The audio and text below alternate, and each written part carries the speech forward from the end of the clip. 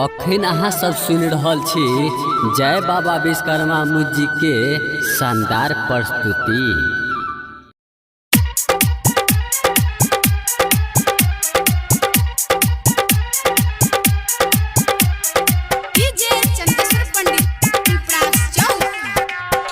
बहुत दिन भेल मीता जान से मिलल रे, बहुत दिन भेल मीता जान से मिलल रे।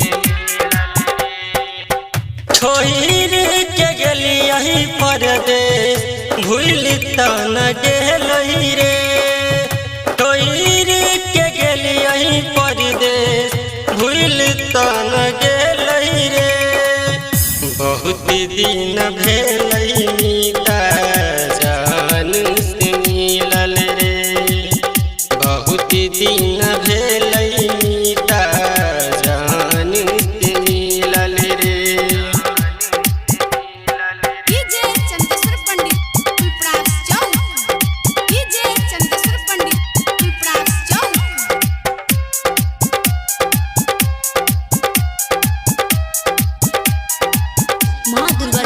स्टूडियो दिल्ली। काहेल राम जी बनल कई प्यार रे,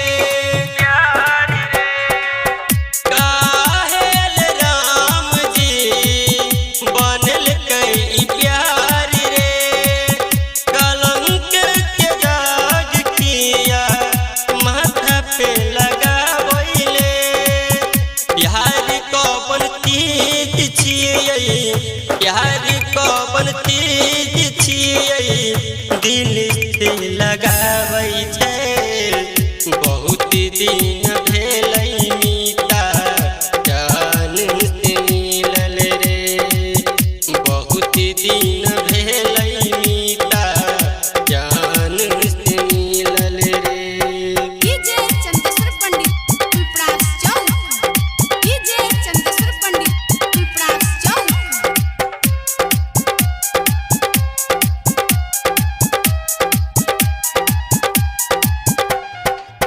प्यार हम करै छियै जानो से ज्यादा,